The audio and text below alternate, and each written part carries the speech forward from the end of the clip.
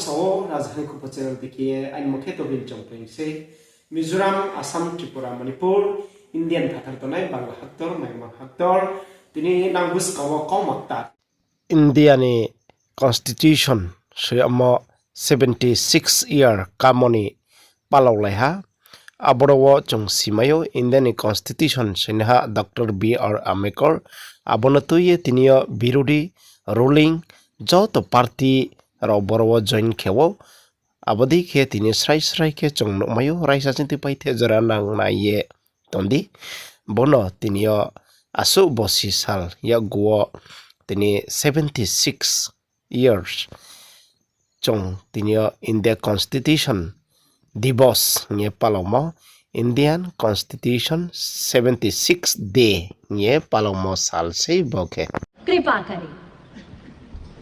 भारत के संविधान का उसकी 8वीं अनुसूची में उल्लिखित 22 भाषाओं में से 9 भाषाओं असमिया, बोडो, कश्मीरी, मलयालम, मराठी, नेपाली, उड़िया, पंजाबी, तेलुगु का विमोचन किया जा रहा है, जिनमें बोडो और कश्मीरी नवीनतम प्रथम संस्करण है व अन्य भाषाओं में अद्यतन संस्करण है।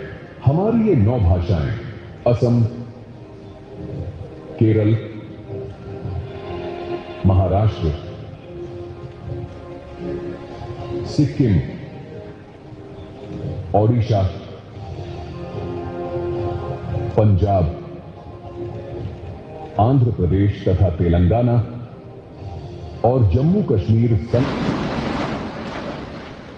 संविधान में अंकित चित्रों से भारत का अंतर्मन झांकता है।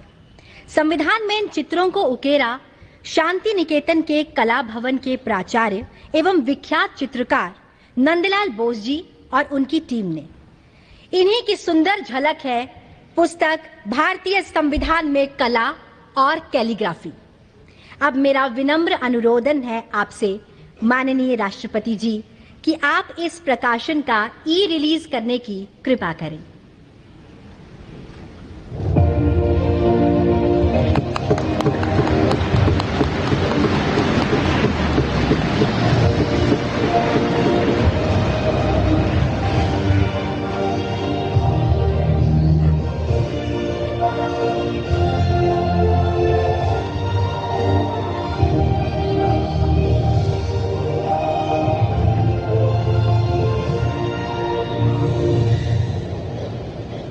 बहुत बहुत धन्यवाद। अब माननीय राष्ट्रपति जी, आपसे विनम्र अनुरोध है कि आप अपने ज्ञानवर्धक शब्दों से हम सभी का मार्ग प्रशस्त करने की कृपा करें।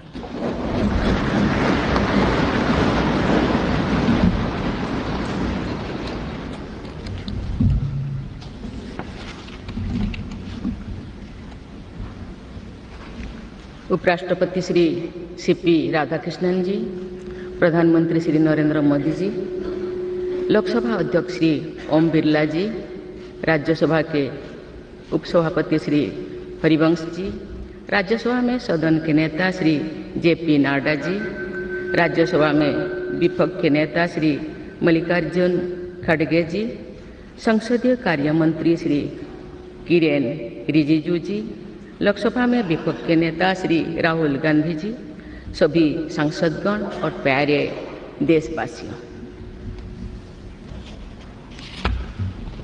संविधान दिवस के ऐतिहासिक अवसर पर आप सबके बीच आकर मुझे हार्दिक प्रसन्नता हो रही है। आज ही के दिन 26 नवंबर 1949 को संविधान सदन के इसी के केंद्रीय कक्ष में संविधान सभा के सदस्यों ने भारत के संविधान के निर्माण का कार्य संपन्न किया था। आज ही के दिन उस वर्ष हम भारत के लोगों ने अपने संविधान को अपनाया था। स्वाधीनता के बाद संविधान सभा ने भारत की अंतरिम संसद के रूप में भी कर्तव्य निर्वहन किया। प्रारूप समिति के अध्यक्ष बाबा साहेब डॉक्टर भीमराव अंबेडकर हमारे संविधान के प्रमुख निर्माताओं में से थे। बाबा साहेब की 125वीं जयंती के वर्ष में यानी सन 2015 में 26 नवंबर को प्रतिवर्ष संविधान दिवस के रूप में मनाने का निर्णय लिया गया और निर्णय अत्यंत सार्थक सिद्ध हुआ है।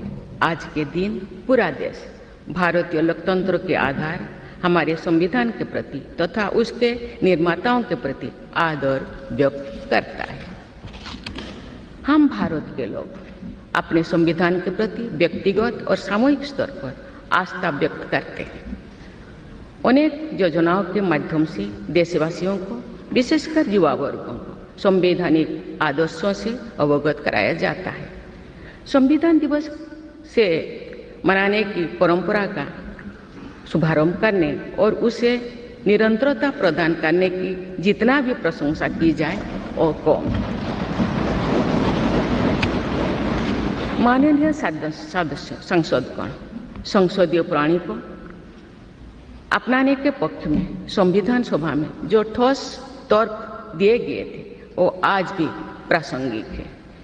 विश्व के विशालतम लोकतंत्रों में जन आकांक्षाओं को अभिव्यक्त करने वाली भारतीय संसद विश्व के अनेक लोकतंत्र के लिए आज एक उदाहरण के रूप में प्रतिष्ठित है।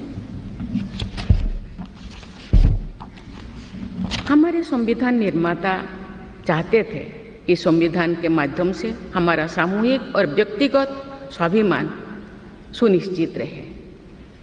मुझे ये कहते हुए बहुत प्रसन्नता होती है कि बीते दशक में हमारे संसद ने जन आकांक्षाओं को अभिव्यक्त करने के अत्यंत प्रभावी उदाहरण प्रस्तुत किया है। संविधान निर्माताओं की अपेक्षाओं पर खरा उतरने के लिए मैं आप सभी सांसदों को बहुत बहुत बधाई देती हूँ। साथ ही कृतज्ञ राष्ट्र की ओर से मैं संविधान सभा के परम सम्मानीय सदस्यों की स्मृति में सादर नमन करती हूँ। हमारे संविधान के अंतरात्मा जिन आदर्शों में अभिव्यक्त होती है वो आदर्श है सामाजिक, आर्थिक एवं राजनैतिक न्याय, स्वतंत्रता, समता और बंधुता। मुझे ये देखकर हर्ष होता है कि इन सभी आयामों पर संसद सदस्यों ने संविधान निर्माताओं की परिकल्पनाओं को यथार्थ स्वरूप प्रदान किया है। हमारी संसदीय प्रणाली की सफलता के ठोस प्रमाण के रूप में आज भारत विश्व की तीसरी सबसे बड़ी अर्थव्यवस्था बनने की ओर तेज गति से अग्रसर है। हेलो मोटो। भारत में लगभग 25 करोड़ लोगों के गरीबी की सीमा रेखा से बाहर आने से आर्थिक न्याय के पैमाने पर विश्व की सबसे बड़ी सफलता अर्जित है। हमारे संविधान में सामाजिक न्याय को प्रमुखता दी गई है। सामाजिक न्याय के आदर्शों के अनुरूप समावेशी विकास के प्रयास किए जा रहे हैं। ऐसे अनेक प्रयासों में इकोनॉमिकली वीकर सेक्शंस के लिए शिक्षण संस्थाओं और रोजगार में आरक्षण का प्रावधान करना, दिव्यांगजनों की परिभाषा को विस्तार देते हुए उनके हित में विशेष अधिनियम लागू करना और उसे कार्यरूप देना तथा राष्ट्रीय पिछड़ा वर्ग आयोग को संवैधानिक दर्जा प्रदान करना शामिल है। 3 तलाक से जुड़े सामाजिक कुरीति पर अंकुश लगाकर संसद ने हमारी बहनों बेटियों के सशक्तिकरण और सामाजिक न्याय की दिशा में ऐतिहासिक कदम उठाए हैं। देश के आर्थिक एकीकरण के लिए स्वाधीनता के बाद का सबसे बड़ा टैक्स सुधार गुड्स एंड सर्विसेज टैक्स के रूप में किया गया है। आर्टिकल 370 के प्रावधानों को निरस्त करके देश के समग्र राजनैतिक एकीकरण के मार्ग में बाधक बने हुए अवरोध को दूर किया गया। नारी शक्ति बंधन अधिनियम द्वारा वुमेन लीड डेवलपमेंट के एक नए युग आरंभ होगा। नारी शक्ति अर्थात मातृशक्ति के बंधन का हमारे संस्कृति